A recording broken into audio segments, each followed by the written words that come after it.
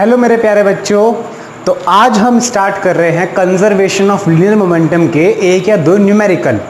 पिछली बार जब मैंने लास्ट टाइम वीडियो बनाई थी तो मैंने कंजर्वेशन ऑफ लीनियर मोमेंटम के बारे में आपको काफ़ी कुछ बता दिया था, लेकिन हम न्यूमेरिकल्स तब कर नहीं पाए थे। बीच में काफ़ी ब्रेक हो गया था। आई नो, समझ सकता हूँ, बीच में 20 दिन के लिए गायब था पिछले, लेकिन कुछ पर्सनल रीज़न था, इसीलिए मैं गायब था। आज मैं आपको एक या दो न्यूमेरिकल कराऊंगा कंजर्वेशन ऑफ लीनियर मोमेंटम के। उसके बाद हम पढ़ेंगे लामीज़ थ्योरम। लामीज़ थ्योरम का एक एग्जांपल सॉल्व करेंगे। उसके बाद हम देखेंगे मोशन ऑफ कनेक्टेड बॉडीज़ और उसका भी एक या दो एग्जांपल सॉल्व करेंगे, क्योंकि ये तीन चीज़ कवर करने के बाद हमें बहुत इंपॉर्टेंट टॉपिक पढ़ना है लॉज ऑफ मोशन का, जिसका नाम है फ्रिक्शन। फ्रिक्शन बहुत बड़ा टॉपिक है। उसके बाद सर्कुलर मोशन है। थोड़ा सा अब स्पीड अप लेके चलूँगा। स्पीड अप से मेरा मतलब है वीडियोज़ अब रोज़ आया करेंगी, ऐसी मैं कोशिश करूँगा, या मैं कोशिश करूँगा कि हफ्ते में कम से कम 5 वीडियोज़ आपको एक घंटे की दे सकूँ। उससे क्या होगा कि लेक्चर हमारा कोर्स कंप्लीट जल्दी हो पाएगा, प्लस आपको भी 1 घंटे की वीडियोज़ देखने में मज़ा आएगा। थोड़े एग्जाम्पल और ज़्यादा कवर कर पाऊँगा मैं अपनी वीडियोज़ में, क्योंकि बीच में 20 दिन का गैप हो गया है तो थोड़ी सी प्रॉब्लम तो हो जाती है।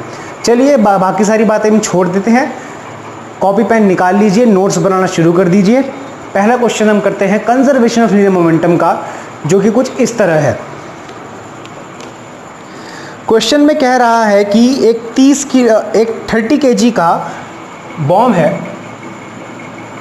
एक बॉम्ब है 30 kg का, जो कि उड़ता हुआ जा रहा है 48 मीटर पर सेकंड। यानी कि एक 30 kg का बॉम्ब शेल है, यानी कि आप सिंपल भाषा में समझ लो कि एक पटाखा है 30 kg का, जिसकी जो हवा में उड़ रहा है इस समय 48 मीटर पर सेकंड की स्पीड से। ठीक है। थोड़ी देर बाद इसके अंदर एक्सप्लोजन हुआ, ये फट गया, तो इसके दो हिस्से हो गए।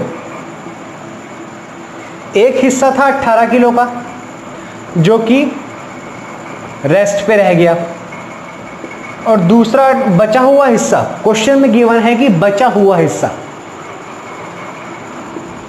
v वेलोसिटी से उड़ना शुरू कर दिया। तो क्वेश्चन में पूछा है फाइंड वैल्यू ऑफ v। आसान है, कंजर्वेशन ऑफ लीनियर मोमेंटम लग जाएगा इसके अंदर। कर सकते हैं आप लोग। पॉज द वीडियो और ट्राई करिए कि आप इस क्वेश्चन को सॉल्व करें। 5 तक गिनूंगा मैं, 1 2 3 4 5। कर लिया आप लोगों ने।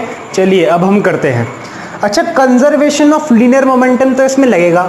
अब मैं पूरी डेफिनेशन नहीं लिखवा रहा आपको एक क्वेश्चन की कि हाँ हमने इस पहले ये करा या वो करा।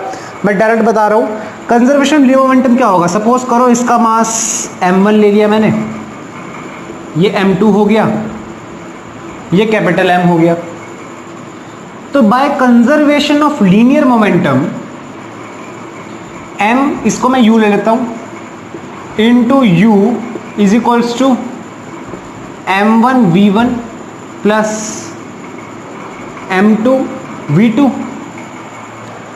इनिशियल मोमेंटम ये होगा, फाइनल मोमेंटम ये होगा।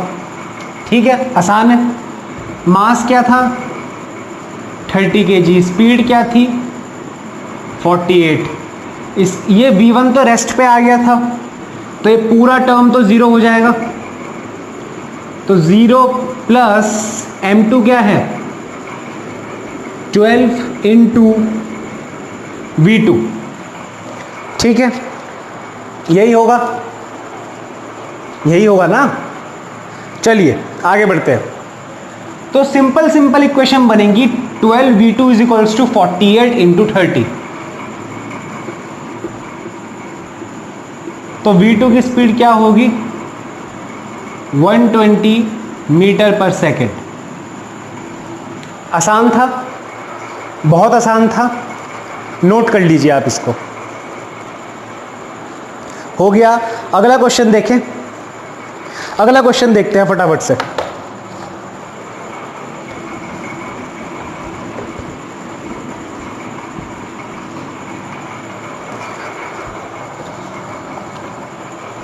अगले क्वेश्चन में कह रहा है कि एक कार है जिसका मास है 1000 kg, travelling at a speed of 32 metre per second.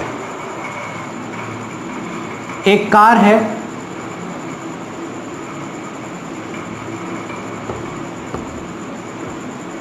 (32 metre per second से चल रही है, इसका मास है 1000 kg। ठीक है, आगे उसने बोला कि dashes into the rear of a truck of mass 8000 kg।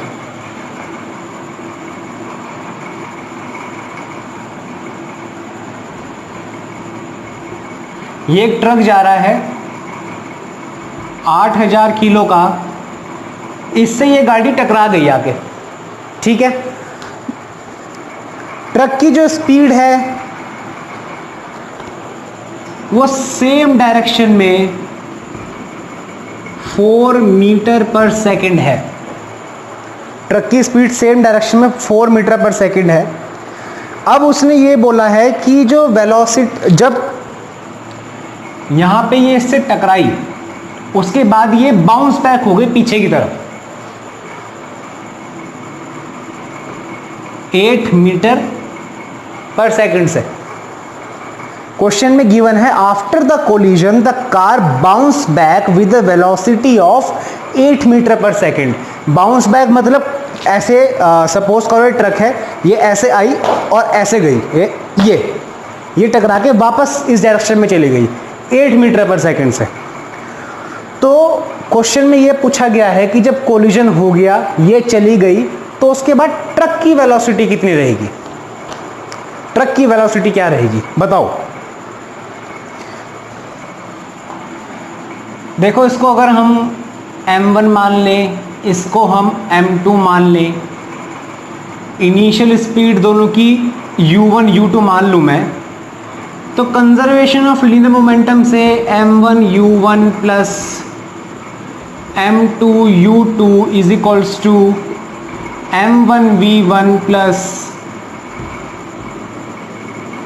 m2 v2 हो जाएगा। जाहिर सी बात है, लेकिन यहाँ पे एक ट्विस्ट है। ट्विस्ट क्या है कि चलो पहले वैल्यू रख के देखते हैं। हमने रखा 1000 into 32 plus 8000 into 4 is equals to 1000 into -8 होगा। वेलोसिटी यूज करते हैं हम इसमें। ये अगर हम इस डायरेक्शन को पॉजिटिव मान रहे हैं, यहाँ पे हमने 32 पॉजिटिव लिया, 4 पॉजिटिव लिया इस डायरेक्शन को, तो जब कार इस डायरेक्शन में मुड़ गई वापस, तो हम उसको -8 लेंगे। ठीक है, हम उसको -8 लेंगे क्योंकि यहाँ पे वेलोसिटी की बात हो रही है। ठीक है, मोमेंटम वेक्टर क्वांटिटी होता है भाई साहब। मोमेंटम क्या होता है, समझ रहे हैं ना आप लोग। अच्छा चलो, अब 8000 इंटू v2, सिंपल इक्वेशन है, बहुत आसान है। अब इसमें मैं आपको फाइनल आंसर बता दूं। v2 जो इसका आएगा, या इसको तो खुद सॉल्व कर सकते हो, अब मैं पूरा सॉल्व करके थोड़ी दिखाऊंगा आप इसको, ये तो आप खुद ही सॉल्व कर सकते हो, बहुत ईजी है सॉल्व करना। अगर आप यहाँ से 1000 भी कॉमन लो तो ये हट जाएगा, ये 3 0 यहाँ के हटेंगे, ये हटेगा और ये 3 0 इसके हट जाएंगे। तो इक्वेशन बन जाएगी 32 plus 32 is equals to -8 plus 8v2। तो v2 जो यहाँ पे आ रहा है ना आपका 9 मीटर पर सेकंड आ रहा है।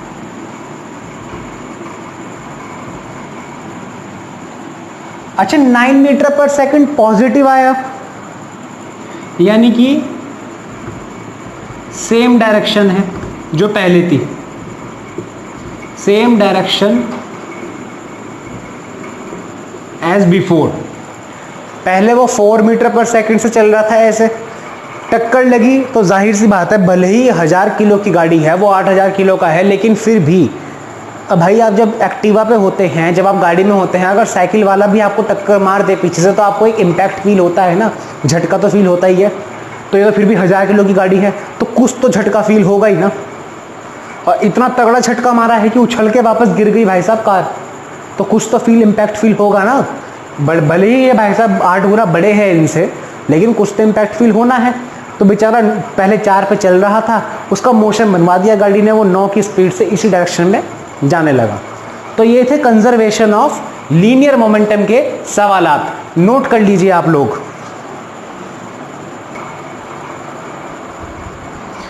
अब जो नेक्स्ट टॉपिक आता है हमारा पढ़ने का, वो आता है लामीज थ्योरम। लामीज थ्योरम, लामी जी का थ्योरम, बड़ा ही गजब का थ्योरम है ये, मज़ा आएगा पढ़ने में। तो थ्योरम के मुताबिक अगर 3 फोर्सेस किसी एक पार्टिकल पर लग रहे हैं, इस तरह से लग रहे हैं कि वो जो पार्टिकल है वो इक्विलिब्रियम में है, वो पार्टिकल जो है वो इक्विलिब्रियम में है, तो वो फोर्सेस आपस में एंगल्स भी बना रहे होंगे कुछ। भाई जाहिर सी बात है, अब मैं आपको बोलूं कि एक पार्टिकल पे एक फोर्स लग रहा है इधर, दूसरा फोर्स लग रहा है इधर, और तीसरा भी इधर, तो इतना लॉजिकल सेंस तो आपके अंदर भी है कि सर आप हमारा बना रहे हो, ये पार्टिकल इक्विलिब्रियम में रह नहीं सकता, क्योंकि जब सारे लग ही डायरेक्शन में रहे हैं तो इक्विलिब्रियम में कैसे रह जाएगा वो, ठीक है ना। तो जाहिर सी बात है कि फोर्स कुछ इस तरह लग रहे होंगे कि भाई ये है, देखो मैं बताता हूँ कैसे लग रहे हैं। एक फोर्स ये लग रहा है आपका F1, एक फोर्स ये लग रहा है आपका F2, एक फोर्स आपका ये लग रहा है F3, ठीक है। पार्टिकल कहाँ है भाई साहब, हमारा पार्टिकल तो दिखा दो, ये है पार्टिकल, ठीक है। ये एंगल सपोज अल्फा है, ये एंगल सपोज बीटा है, ये एंगल सपोज गामा है, ठीक है। तो लामीज थ्योरम क्या कहता है, 3 forces acting on a, note कर लो, मिटा दूंगा मैं बाद में, फिर रिवाइंड करके नोट करते रहना। Acting on a particle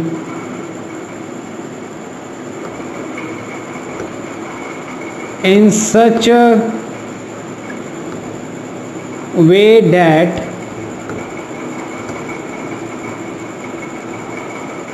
particle is in equilibrium, then अगर ये कंडीशन है तो लामीज जी कहते हैं F1 upon sin alpha is equals to F2 upon sin beta is equals to F3 upon sin gamma, ठीक है।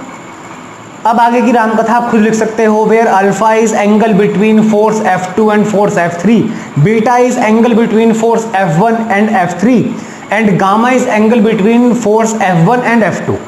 ये लाइन आप नीचे लिख सकते हो, मैं बहुत इतना ज़्यादा लंबा लिखने की मुझे आदत नहीं है, इसलिए मैं बोल के बता दिया आपको। अच्छा, इसमें आप समझ में कैसे आएगा, तो देखो भाई, फिलहाल समझने का विचार छोड़ दो, जैसे जैसे आप पढ़ते रहोगे आपको अच्छा तरह समझ में आएगा। सिंपल सी बात है, अगर इधर का फोर्स लोगे तो बाकी 2 फोर्स के बीच का एंगल लेना है, नहीं समझे। F1 लिया तो नीचे साइन के साथ अल्फा एंगल आएगा, इन 2 के बीच का फोर्स। F2 लिया तो F1 और F3 के बीच का एंगल आएगा नीचे साइन के साथ, और F3 लिया तो F2 और F1 के बीच का एंगल गामा आएगा नीचे साइन के साथ, ठीक है। ये पूरा है आपका लामीज थ्योरम, नोट कर लो इसको। चलिए अब एक प्यारा सा न्यूमेरिकल करते हैं। न्यूमेरिकल में क्वेश्चन वाले ने बोला है कि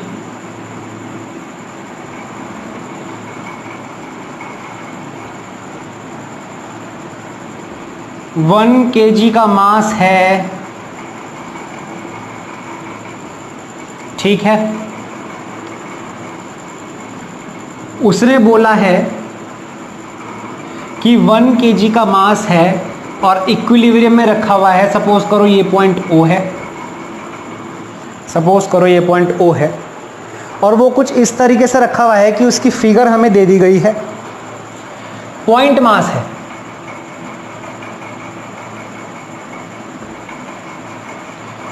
गिवन है कि ये एंगल जो है 90 डिग्री है, ये एंगल 90 डिग्री है, यहां टेंशन जो है T2 है, यहां टेंशन T1 है, यहां टेंशन T3 है। ये एंगल आपको गिवन है 120 डिग्री और ये एंगल गिवन है 150 डिग्री। ठीक है, समझ में आ गया। क्वेश्चन में ये पूछा है उसने कि अच्छा हाँ ये चीज फिक्स है,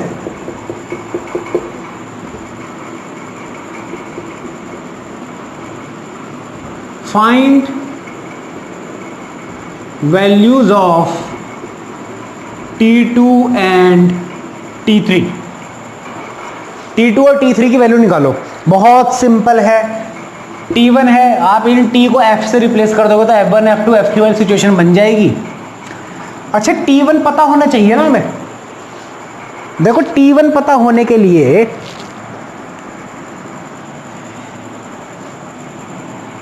यहां पे mg, यहां पे अगर मास है तो यहां पे mg लग रहा होगा। मास क्या गिवन है उसका 1 kg, 1 kg मास गिवन है, तो T1 तो mg के इक्वल हो जाएगा। यहां पे थ्रेड है, यहां पे मास है, मैंने यहां पे थ्रेड को ज्वाइन किया हुआ है, मास यहां पर है, क्या हो जाएगा बताओ बताओ। 10 ले लो, g को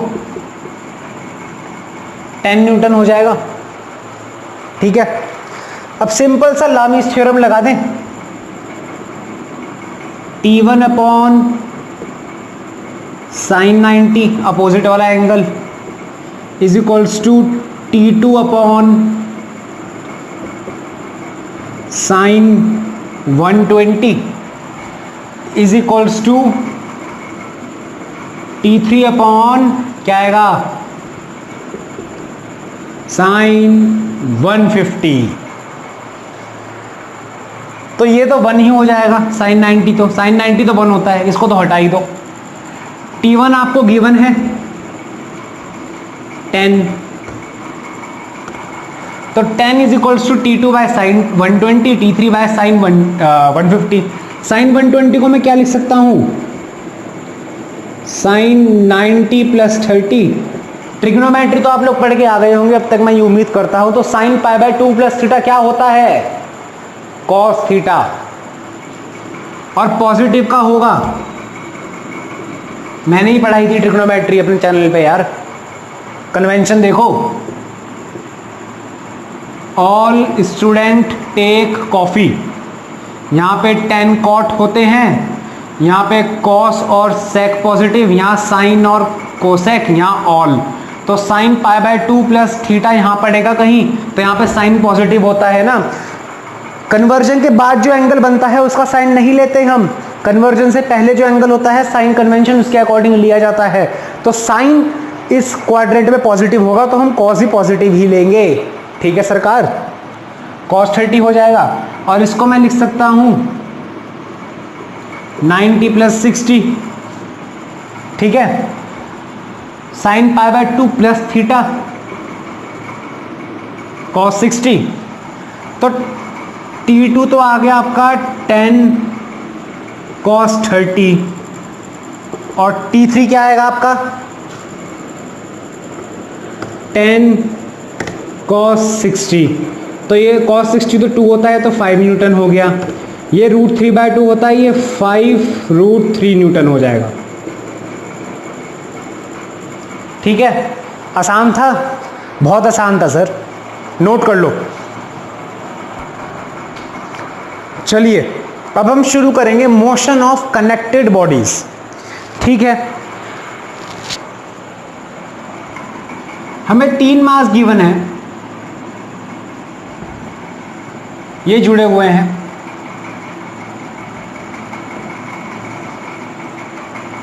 ये है आपका M3, M2, M1। यहाँ से मैंने एक फोर्स लगाया F, जिसका मैग्नीट्यूड है 50 न्यूटन। ठीक है, M3 की वैल्यू हमें गिवन है 5 kg, M2 गिवन है 10 kg और M1 गिवन है मुझे अगेन 5 kg। ठीक है, इस तरह की प्रॉब्लम्स को अप्रोच कैसे करा जाता है? देखो, जाहिर सी बात है इस पूरे सिस्टम का कोई एक्सेलरेशन होगा जब मैंने फोर्स से खींच दिया। अभी फ्रिक्शन की बात नहीं कर रहे हैं हम ये मान के चल रहे हैं कि स्मूथ सरफेस पे सब कुछ रखा हुआ है तो फोर्स लगाते ही खींचना ये शुरू हो जाएगा। फ्रिक्शन की बात अभी तक हमने नहीं की है इस चैप्टर में, फ्रिक्शन को आने में टाइम है। तो फ्रिक्शन अगर आपने पढ़ लिए हो फ्रिक्शन, तो फ्रिक्शन को दिमाग से भी निकाल दो। मेरा 20 दिन थोड़ा पीछे चल रहा है कोर्स, मैं 20 दिन लेट हो गया हूँ। समझने की कोशिश करो, हो सकता है आपको कुछ नॉलेज गेन ही हो जाए। ए एक्सेलरेशन से सिस्टम चलना शुरू हो गया, बहुत ही छी बहुत गंदा ए है, अब भी बहुत गंदा है, अब ठीक है। अच्छा, M3 ब्लॉक उठाओ, चलो अभी M3 मत उठाओ। एक्सेलरेशन सिस्टम का कितना होगा? फोर्स क्या होता है? फोर्स यहां पे हो जाएगा ma, m की वैल्यू होगी आपकी m1 plus m2 plus m3। भाई पूरे सिस्टम की बात कर रहा हूं ना मैं, यहां से पकड़ के तीनों बंधे हुए हैं, पकड़ के ले जा रहा हूं मैं, तो तीनों को ऐड करो, क्या आ रहा है? 10 + 5 15 20 20a, ये है 50। ठीक है, तो ये आ गया आपका 5/2 मीटर पर सेकंड स्क्वायर। तो एक बात तो कंफर्म हो गई कि तीनों मास का एक्सेलरेशन 5/2 मीटर पर सेकंड होगा। चलो, यहां पे टेंशन होगा T1, तो यहां पे भी स्ट्रिंग सेम होता है तो टेंशन सेम रहती है। बताया था शायद मैंने पहले, ये बात नहीं बताया था तो अब समझ लो। यहां स्ट्रिंग चेंज हो गई तो T2, लेकिन यहां सेम है तो ये भी इधर से भी T2 लगेगी। अब आप M1 को उठाओ,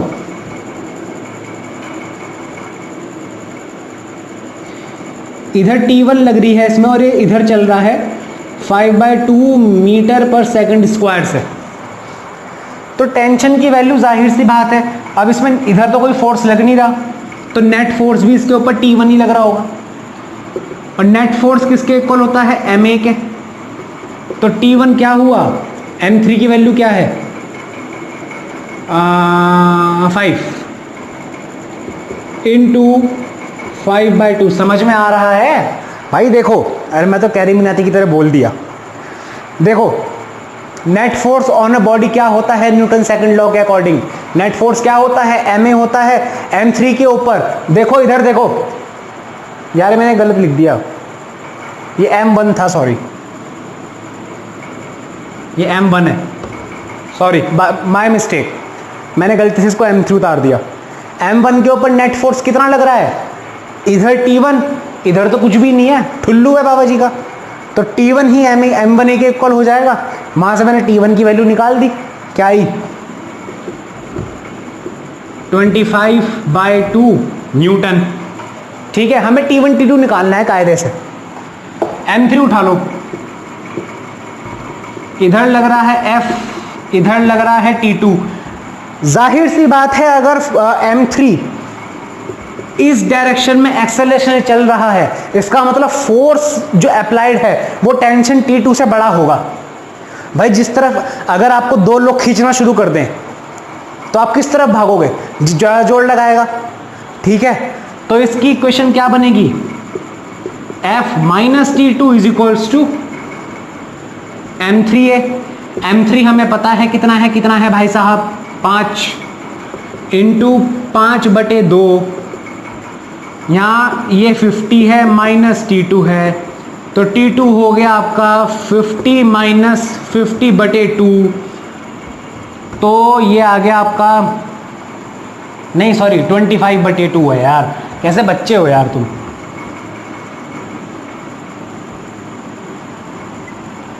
75/2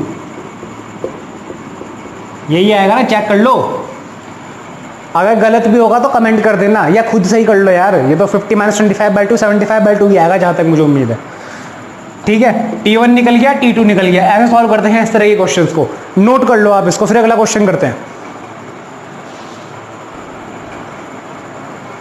अगला क्वेश्चन देखते हैं। ठीक है प्यारे बच्चों, कुछ इस प्रकार है। कहा है कि इंक्लाइन सरफेस है, उस पर 2 मास रखे हुए हैं, पूले के थ्रू उनका स्प्रिंग जा रहा है। जो 30 kg वाला मास है वो 60 डिग्री इंक्लिनेशन पे रखा हुआ है, और 50 kg वाला मास है वो 30 डिग्री इंक्लिनेशन पे रखा हुआ है। ऐसा क्वेश्चन ने बोला है। अब क्वेश्चन ने क्या बोला है देखो, find the value and direction of acceleration, मतलब जो नेट एक्सेलरेशन होगा उसकी डायरेक्शन बतानी है और उसकी वैल्यू बतानी है। जस्ट फॉर आर कंफर्टनेस हम एज्यूम कर लेते हैं कि इसका एक्सेलरेशन इस डायरेक्शन में है। छी, ठीक है, ये तो हमने एज्यूम कर लिया। अब देखो, ये तो लग रहा होगा mg, इसको m1 ले लूं, थोड़ा सा लिखने में आसानी होती है। तो यहां लग रहा होगा mg m1g, m1g cos 30, m1g sin 30, m1g sin 30। Tension T दोनों, स्ट्रिंग सेम तो टेंशन सेम। सिमिलरली इधर ये लग रहा होगा R1, इधर लग रहा होगा ऐसे R2 जो बैलेंस कर रहा होगा m2g cos 60 को, नीचे लग रहा होगा mg और इधर लग रहा होगा m2g sin 60। समझ में आ रहा है? अब नेट एक्सेलरेशन अगर इस साइड है, इस साइड, तो इक्वेशन कुछ इस तरह बनेगी, m1g sin 30 minus t is equals to 50a। कैसे आई मैं नहीं बताऊंगा, मैच्योर हो, समझदार हो, बहुत बार बता चुका हूं, समझ जाओगे। समझ गए ना? Net force on 50 kg is equals to 50 kg वाले का एक्सेलरेशन। ठीक है, अब बड़ा कौन सा है, किस में से किसको माइनस करना है, वो कैसे पता लगता है? जिस डायरेक्शन में जा रहा है ब्लॉक वो डायरेक्शन वाला बड़ा होगा। m1g sin 30 की तरफ ब्लॉक जा रहा है इस डायरेक्शन में, तो m1g sin 30 बड़ा होगा minus t is equal to 50a। भाई साहब इसको हमने बोल दिया इक्वेशन 1। ठीक है, उधर आ जाओ, ब्लॉक ऊपर की तरफ जा रहा है t की तरफ, तो यानी कि t बड़ा होगा, माइनस नीचे वाला क्या है, m2g cos 60 is equals to 30a। Equation 2। ठीक है, आ गया समझ में? आ गया। चलो अब ध्यान से देखो एक चीज, यहां पे अगर हम 1 और 2 को ऐड कर दें तो ये बनेगा m1g sin 30 minus t plus t cancel, minus m2g sine होगा नालायक इंसान, m2g sign 60 is equals to 80A। ठीक है, m1 की value 50 into 10 into sine 30 1/2 minus 30 into 10 sine 60 root 3/2 is equals to 80A।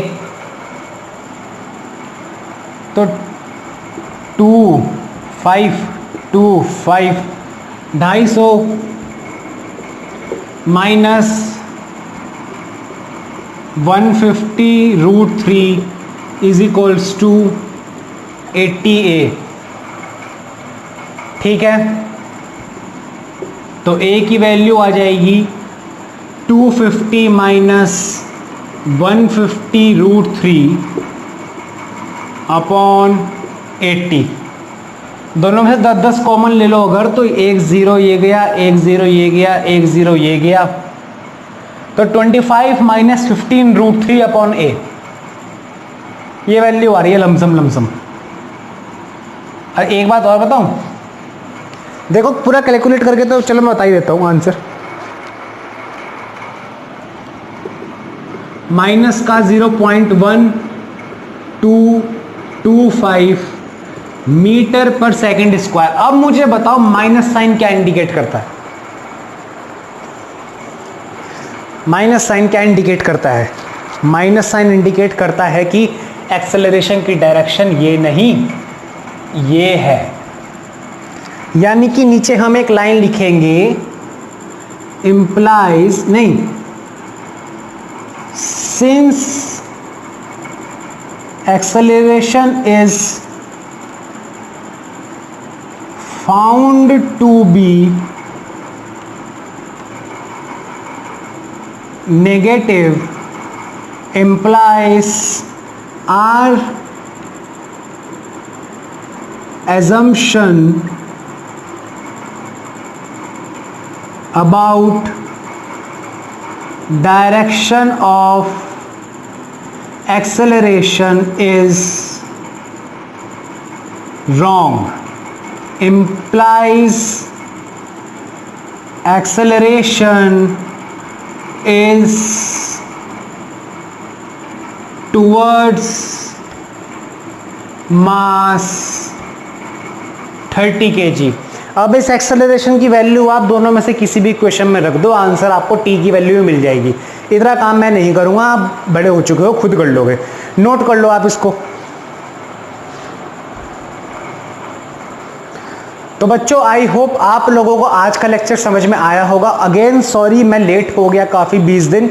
आप चिंता मत करो, अगस्त के महीने में मैं आपका अगस्त एंड तक मैं ट्राई करूंगा कि आपका लॉज ऑफ मोशन, तो आपका अभी जुलाई, आज मेरे ख्याल 27 जुलाई है।